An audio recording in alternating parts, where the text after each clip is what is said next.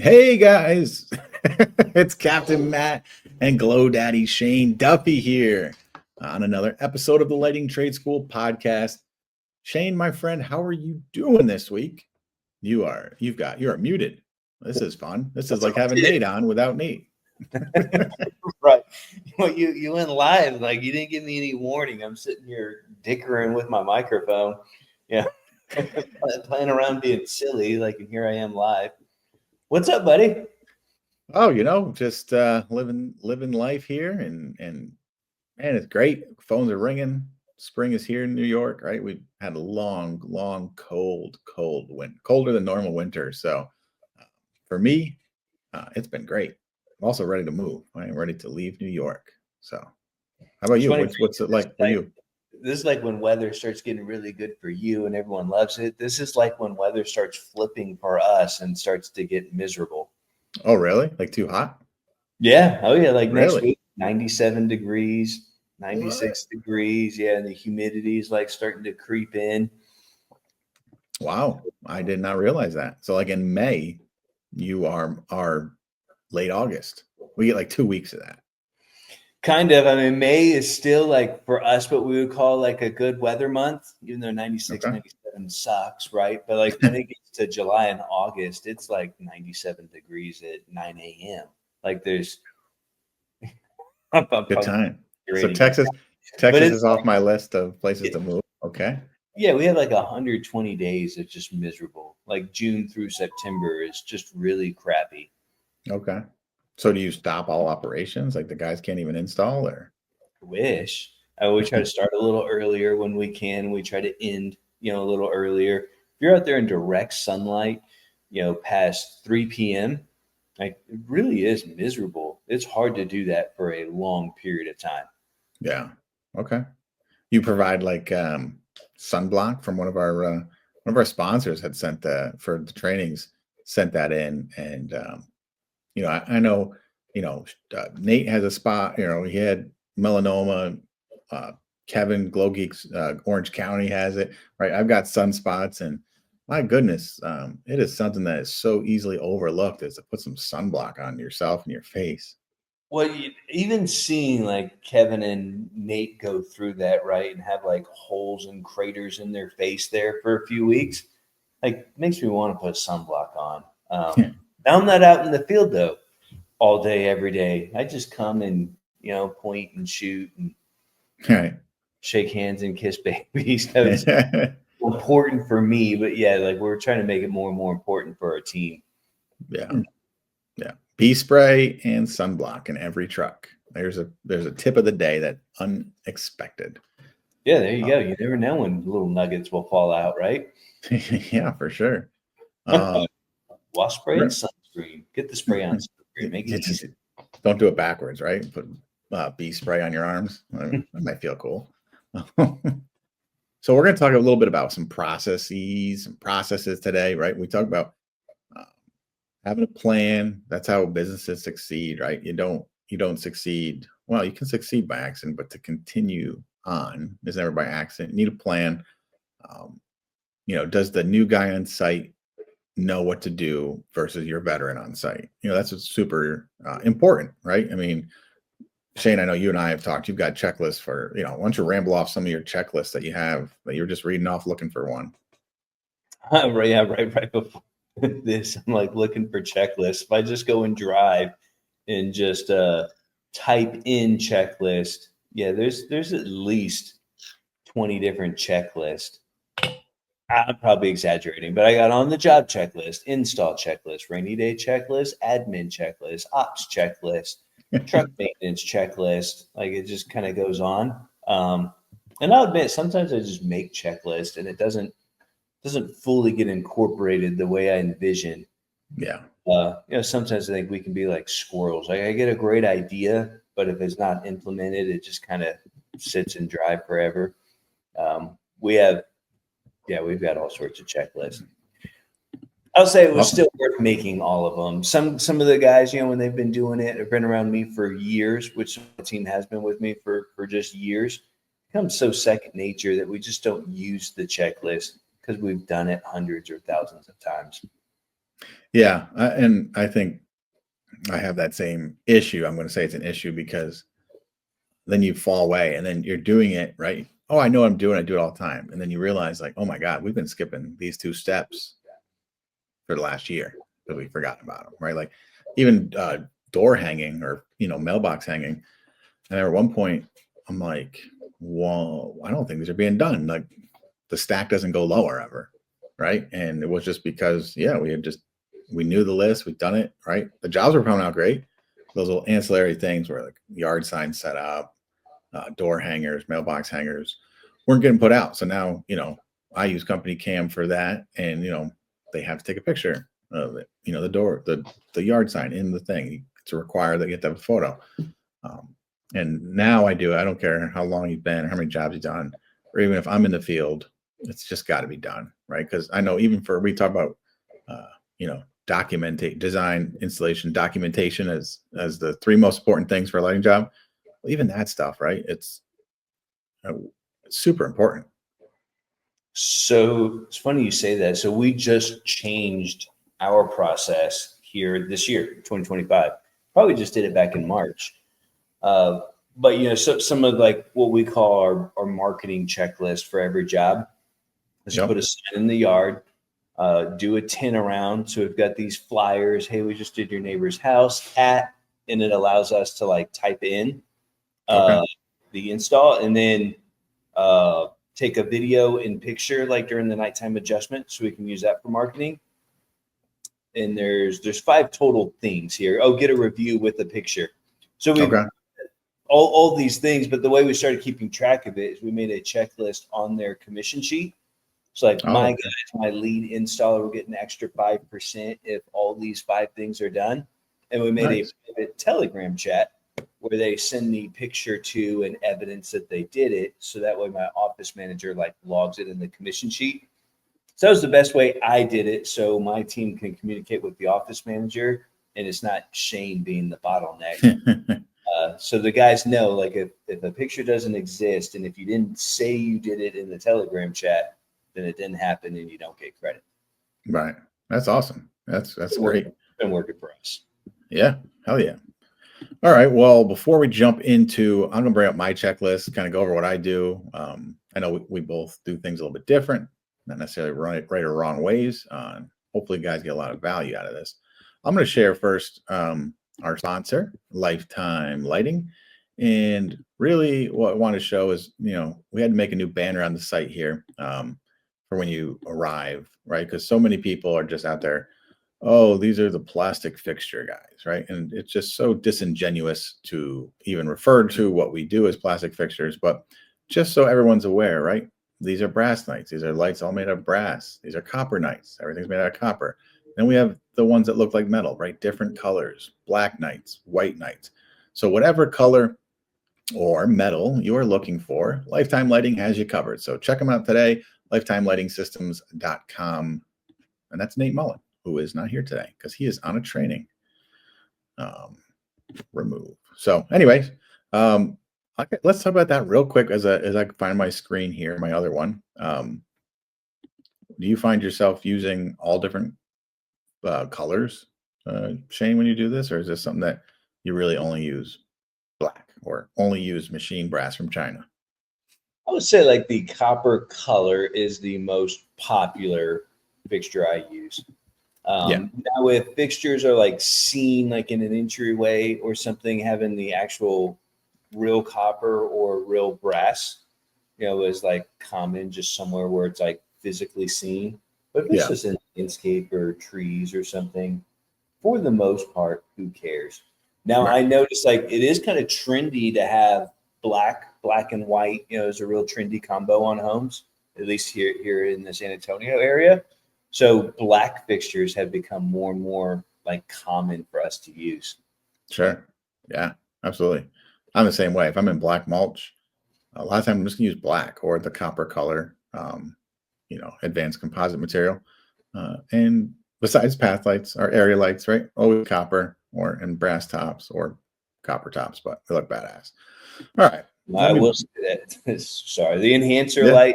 our pathway light's 3 feet tall. I say ours, it's Nate's, right? Like it's not mine. But because we use it, it is the prettiest like area enhancement light, pathway light that I think I've ever seen. And I always like that in copper because it's always seen, it's always visible. Like that's a pretty fixture. Yeah, no way to hide that fixture, right? No. Yeah, it's gorgeous. I love it too. All right, so I'm going to go ahead, share my screen. I think you can see it now. So basically, again, I know CompanyCam is super popular. Obviously, I use CompanyCam, and this is landscape lighting template. Description above, fill out as you go. Do not check off until all sub items have been done. So I'm going to go over the first ones that are really quick, right? So when arriving, technicians on site, right? So I want to know who's there, right? So they type in their names, arrival time. That's obvious, right? What time you arrived, what day on the job. So is it your first day, second day, third day? And then what phase you're working on or was closed. So I do a lot of phasing, right? So like I'm working on one right now. I think it's like 9, 10 phases. So when that closes, like, is it phases 1 through 3? Is it phases 1, 9, 10? It's just something that we can easily reference while checking about profitability and all that stuff. So is this a daily checklist? If it's a multi-day job, they're filling this out every day. Yeah, correct. Absolutely. Because it's easy to, especially like technicians on site and arrival time. Because even though we have, a clock-in system, they got the clock in and all that. You never know what happens from when they clock in to how long does it actually get them to the job, right? I know how long it should take, but we all know, right? It's like, oh, we're going to clock in, then we're going to grab our morning coffee on the way. We're going to do this, we're going to do that. And so even though it might be a half-hour trip from the office or less, they might not arrive for an hour total from when they clocked in to when they get there. So it allows me to track the time on site for a job so that I get to know how long it takes, really, so I can have, hey, every fixture takes about this long. And that's why I do it. All right. How consistent are your guys actually filling this out every day?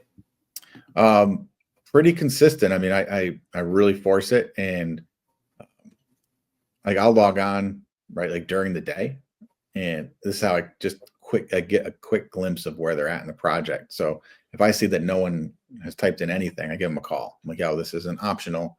And the reason isn't because I don't want to micromanage or I need to see all this stuff. It's because documentation is so important. As I know, a year from now, 2 years from now, none of us are going to remember, when you were there, what you did, pictures of it, all that stuff. It just gets forgotten. As much as we all think we'll remember, we just don't. So it's super important. Or let's say there's a problem where a client calls with, hey, I get the compliment call, right? Like, your guy was so great. Well, who do I, give a little pat on the back or a bonus to if I can't even tell who that person was, right? Do these auto-populate in CompanyCam, or are you physically putting the checklist on every job? So they don't auto-populate. You just go to the checklist section. We try to do it before, you are actually out there. But if not, you just hit it. You hit, new checklist, and it says use template. Boom, you click that, and then you click the landscape lighting one. So it takes all of 3 seconds if it doesn't exist inside of the project, when you get there. All right. Yes. I love it. Yeah, I'll go through some of these, super quick, right? Place yard sign, play music, should be loud enough to hear, but not disturb the neighbors. Introduce yourself to the client, set up the easy up, set up folding table, place all tools, place all materials, record length of. You're moving way too fast. Am I? You've got to have questions. Why Okay. playing music? Because I do the same thing. I make sure that we play No Limit when we pull up on the job site, like some old school Master P. Joking. I hope someone knows that I'm joking on the phone, whoever's listening. But you put play music because I know that that's your thing. What music, and why do you do that? Yeah, so I'm all about experiences, right? When I started the Christmas guys, I wasn't just hanging lights. It was creating an experience. So when I got into landscape lighting, it was the same thing. I didn't want to just be a guy who sold fixtures. And needed to sell the experience. So obviously Captain Matt, Tom of Bahamas, Barefoot Lighting our package names are like Mimosa, Staycation. So I want everything to be wrapped around this whole entire vibe and feel. So yeah, basically think of, I have a playlist on Spotify, right? But there's, Jimmy Buffett, Kenny Chesney's kind of stuff that is more tropical feel, all that stuff. So it plays. So when the client comes out, they hear it. When neighbors walk by, they hear it. It creates a whole different mood, and people are like, "What is going on over there?" Right? It's not the typical contractor music. Now, that's me and mine, right? Like, if you want to use Master P and that's your marketing style, there's nothing wrong with that, right? Don't use what I'm doing just because I'm doing it. It makes sense for my branding. It wouldn't make sense for a glow geek to go do it. You know what I mean? Yeah, if you're in Nashville, play country music or whatever kind of goes with your area or your style. Yeah. I mean, I don't know what you play for glow geeks. You can just listen to like math equations on a podcast or something. I'm not sure what the geek part is there. Weird Al Yankovic. It's like, also a benefit to having music playing is we know everyone, right, has Ring cameras and all that. Guys are going to say things that, might hurt the little kids' ears, right? We all drop F-bombs and stuff like that. And it's just a good way to kind of cover that up and not be so horrible sounding if someone just drops in and listens for a minute, right? At least you drop in and you hear some, Margaritaville, which is a lot more entertaining and nicer than hearing some guy curse at a wire because he can't get it underneath the sidewalk or something. Yep. Okay. And you introduce yourself to the client, then set up an easy up. So why the easy up? And yeah, where do you set that up? Why? Yeah, so we don't use the easy up on every single job. So, but I love using it. And basically, you set it up. Okay, let's say you're in the front yard doing the front of home. So you set up somewhere in the front grass. And what I love about when you have the easy up is you can put everything under it. And then if one of those weird freak rainstorms come, everything's covered. But you can set up your own little dedicated area. Many times, and I'm sure you get the same thing, right? The houses that we're there doing lighting on, there's other contractors. There's, maybe a siding guy or a roof, or there's a landscaping guy. There's usually someone always at these properties walking around doing something. So it really helps define our space, and people just know, oh, that's their tent, and they kind of leave it alone. And it gives the guys, I want everything under the easy up, right? Like we're going to lunch, under the easy up. If we're taking it out of the truck, under the easy up. That way things are less likely to get lost. Do you leave the easy up on multi-install days, multi-day installs? We just got to be careful because, they're just easy up. So, if it's going to be windy or anything like that, we don't want it to rip out. But it takes, under a minute to put it down. We have little weights, that we use, and it is helpful on multi-day installs because you just leave all your kits and drills and stuff out there. For sure. Of course, right? Depends on the home. Like if they've got a gated driveway and everything, well, then it's a little safer just to leave your stuff there. And it's like, hey, this is our dedicated space rather than just leaving. If you leave stuff everywhere and you don't have a dedicated space, then it just looks like you're sloppy. If you have a dedicated space, then it looks like, man, these guys are super organized. Right. Yeah, it is. It is definitely appearance, right? Like perceived value is even higher. Yeah, or you can leave your trailer too, right? We've done that more often than not is, multi-day installs. We just park our trailer there. Super easy. Plus it's free branding because the trailer is all wrapped. Good for marketing. All right. Got it. I'm big on a folding table as well. I don't know about you, but I love having a fold. If I'm there on site, there better be a folding table. I don't know if that's because I'm so tall, but like I like to have things raised up that I'm working on. Easier to, I'm trying to go through something or I'm trying to make a weird connection that is outside of the box or just doing something simple. I just like to have a table. So I think as you get older, right, you just try to do things the easy way. And you putting everything on a table and standing up and working is way better than bending down. Like I know my guys with their young backs and young knees, they don't really care. They just like sitting down, knees on the concrete. and just getting it done with. And man, if I had to do it every day, well, I would want a table personally. Maybe not 21-year-old Shane, but 40-year-old Shane.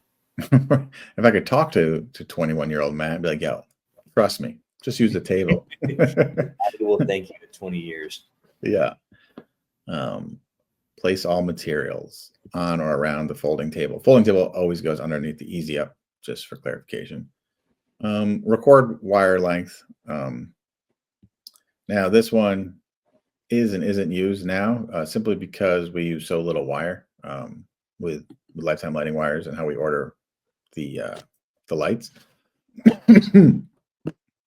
But Nate's wires aren't stamped with the feet on every foot or 2 feet, just because the added cost was astronomical because it's 2-color wire.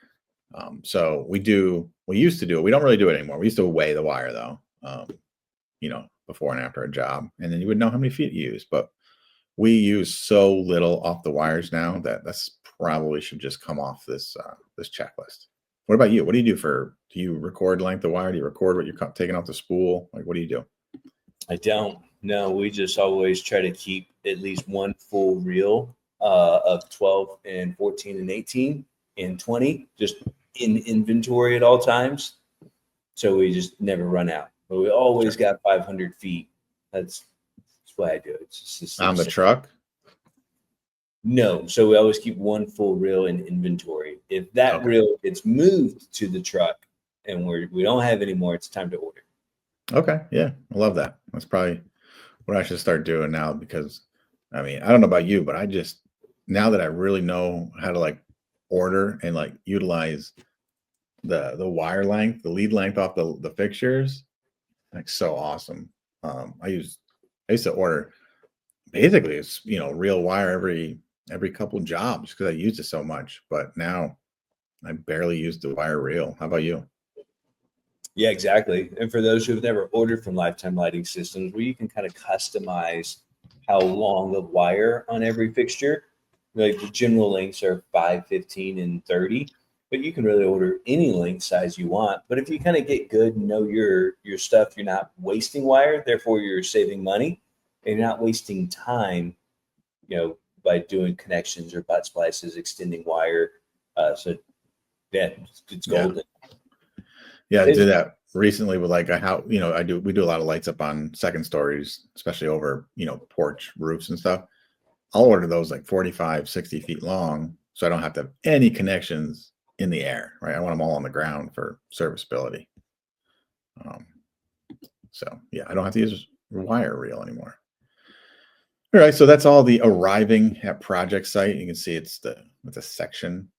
And then we move on to the next section of starting the project. And mount the power supply. Photos required.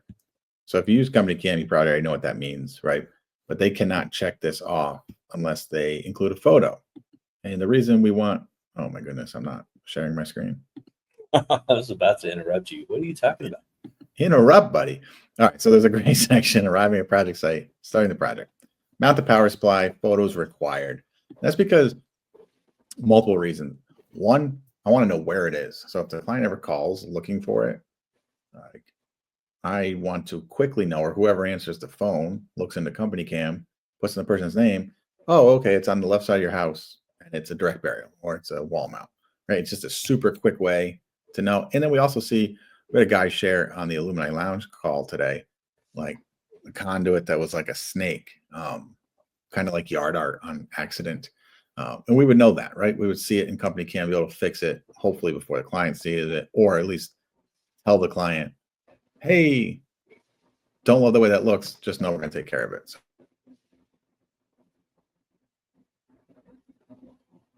Yep, dig it. And smart plug or timer. I guess technically that would be in the picture as well. Yeah, and I say set up because we use 99% the smart plugs, so they got to hook up to the Wi-Fi and all that jazz.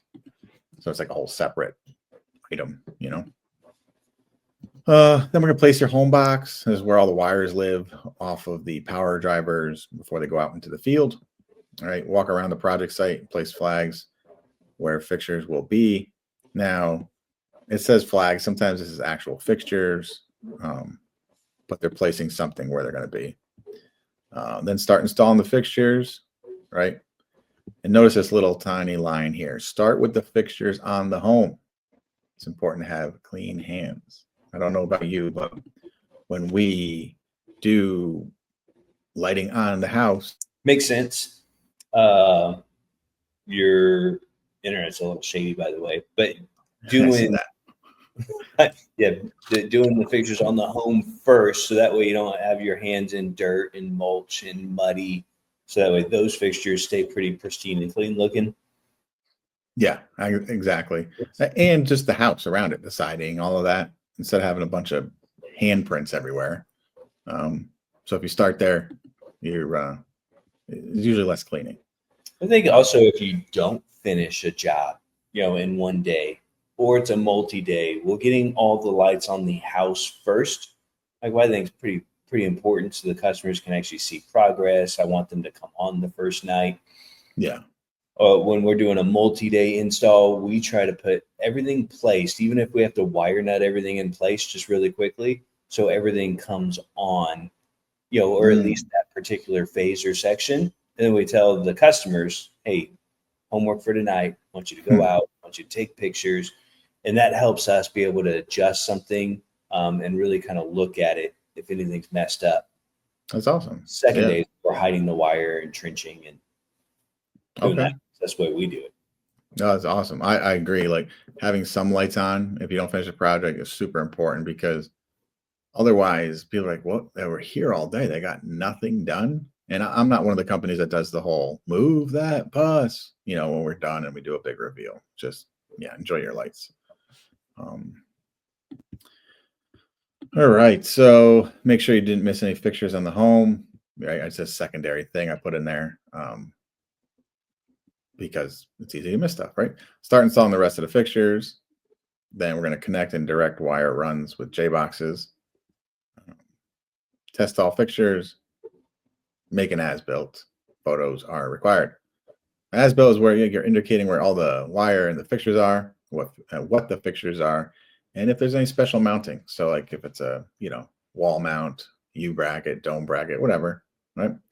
Notice that test all the fixtures is before burying all the wire, because there's one surefire way to make sure that some fixtures don't work, and that is to bury the wire before you test them. I don't know. I think it's something in the lights where if you don't do that, they don't work.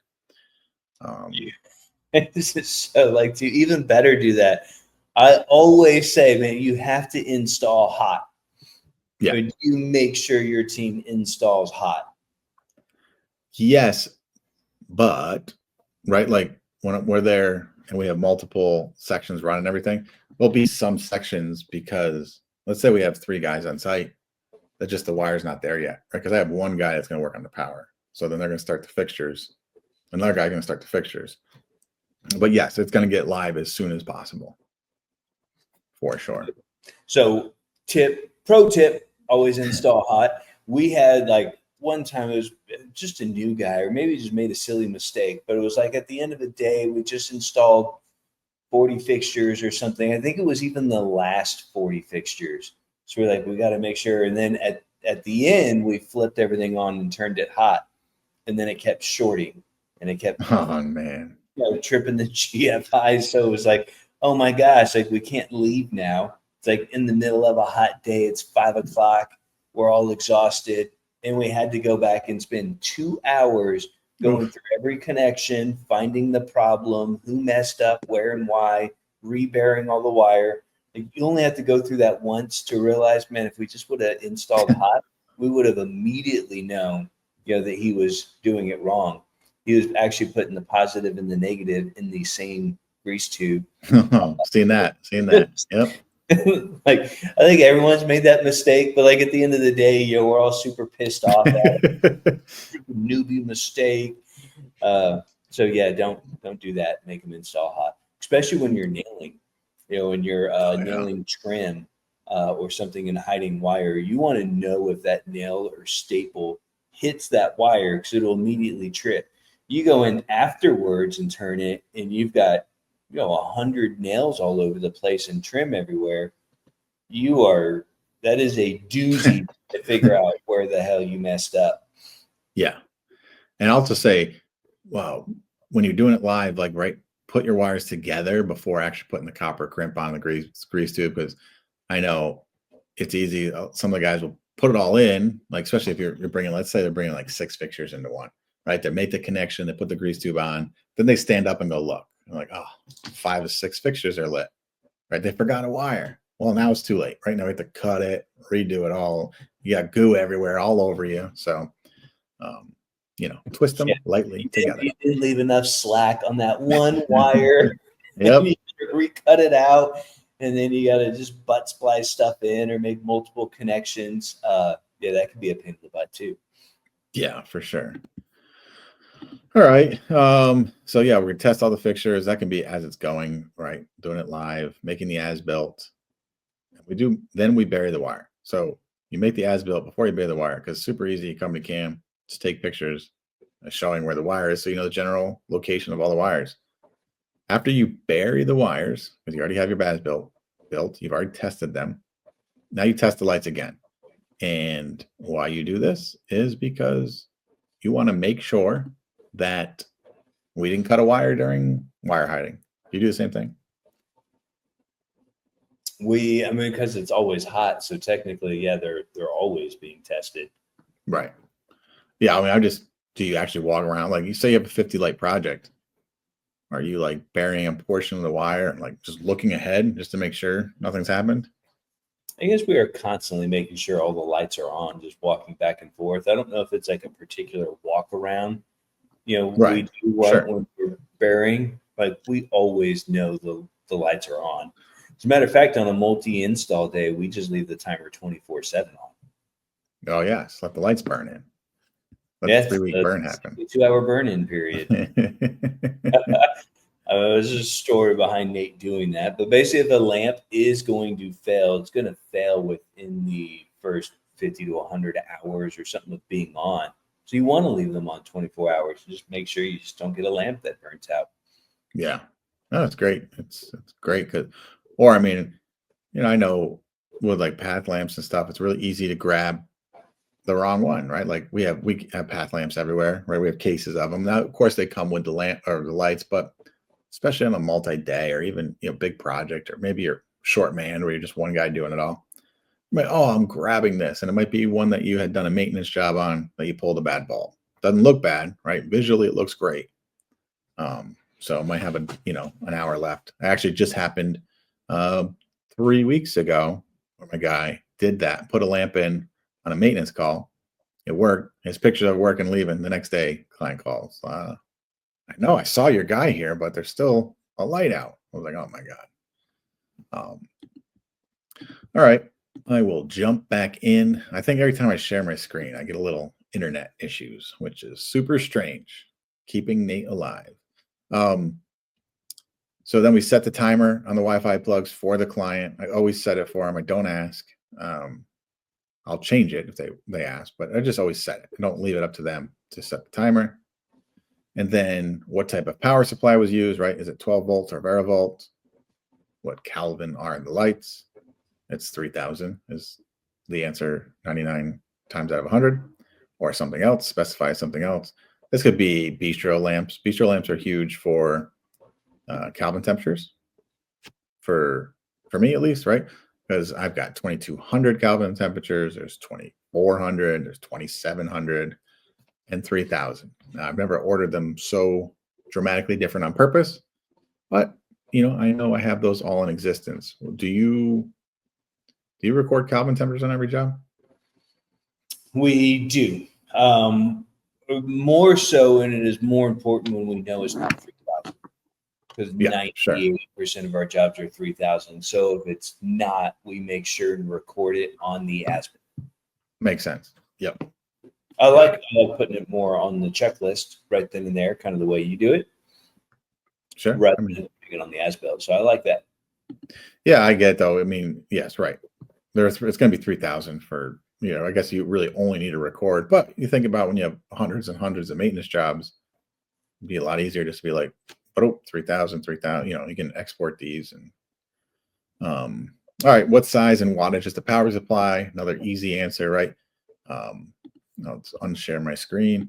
Reason we want to know this is because are we putting a, you know, a 50 watt or a 120 watt or a 220 or 320? I'm messing all of the wattages up here. 320, 240, 150, or 54. Super important so that we know, like, do we have room to add? Whether it's a big job or small job, I want to know. Because it's usually those small jobs where we can accidentally overload if we use like a 54 watt, right? Small job. Then you even add like a light or two. Okay, that didn't work, right? So do you record that in every job too? Yep, 100%. Nice. All right, we'll jump in, finish up here. Now we have leaving the project site. Clean areas that you worked in. Check and record the primary 4, which is amps and volts on the primary and secondary side. Count and record fixtures. So I have them do this because obviously we know what we ordered for the job, but I want it listed too, right?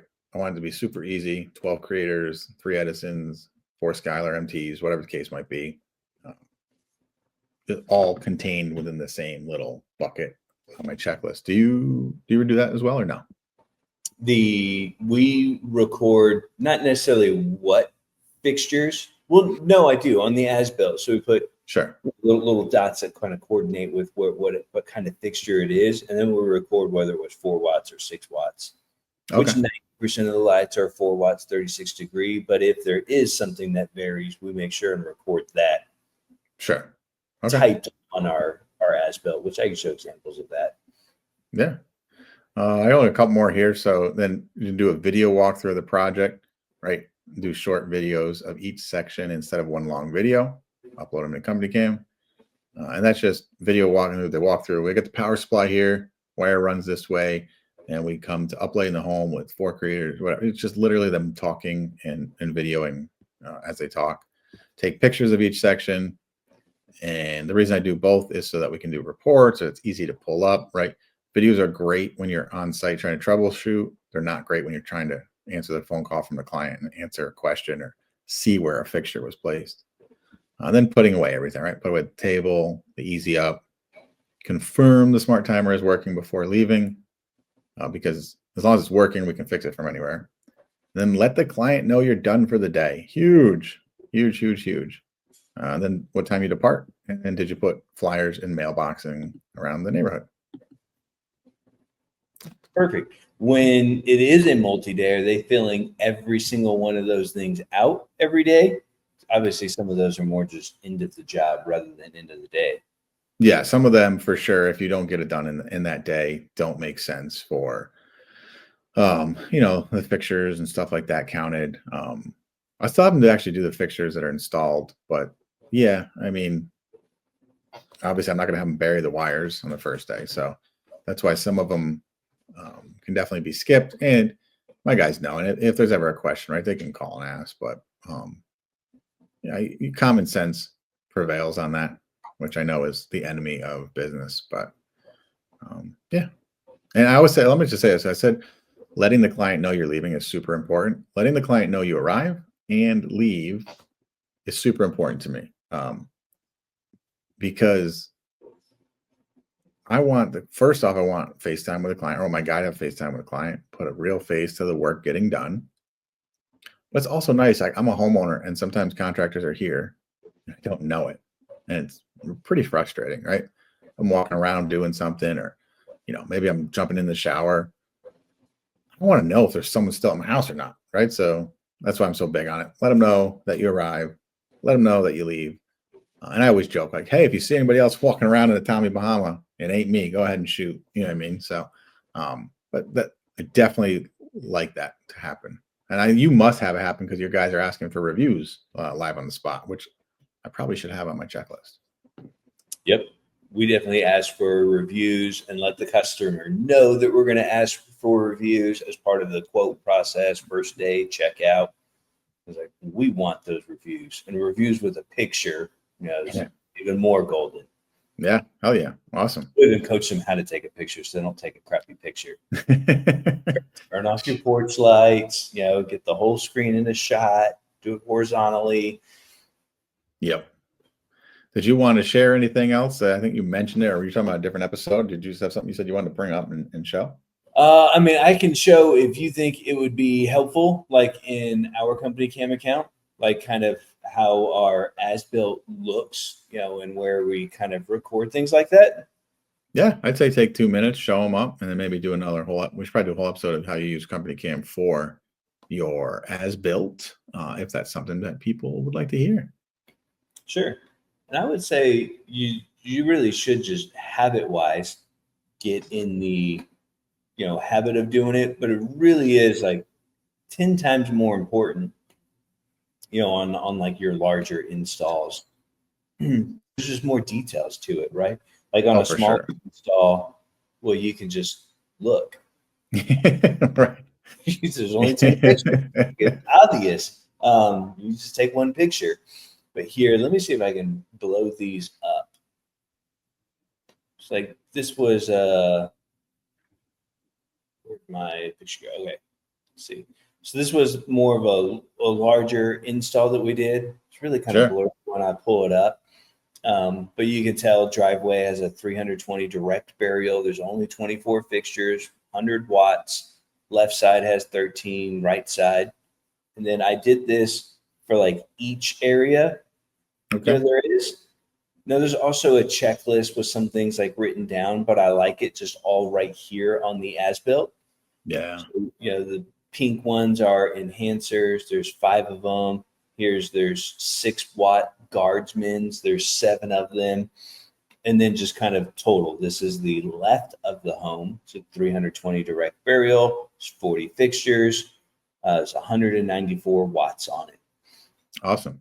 So, are you just using Google Maps or Google Earth for these, or are you just flying a drone? No, I wish. We did buy a drone for that purpose, but it's really just easier, probably 90% of the time, just to use Google Earth. Sure. This is blown up, so it's a little fuzzy. Like the way I'm looking at it is not that fuzzy, but that's how we do it. I draw out my home run lines so that we would kind of know where they go. But then we'll also, throughout the process, just like you did, like we'll take pictures, and like right here, you can see there's a video. Here we got what we call the bocce ball direct. So we take a little video of each area where the wire goes before we bury the lines. Awesome. Makes it quick and easy. I mean, it takes literally 30 seconds. Just pull out your phone, take a quick video before you bury everything. So when we go back, we know exactly what we did that day 2 years ago, 5 years ago. Yeah, that's when you're like, thank you, past self, so much. This saves me so much time. Right. There's no way I would remember it. Barely even remember 2 weeks later, much less, years later when we're going back. For sure. All right. Cool. Well, this has hopefully been good. It's been another fun time with you here, Shane. And Lighting World, check out lightingtradeschool.com. We got virtual, we got in-person trainings.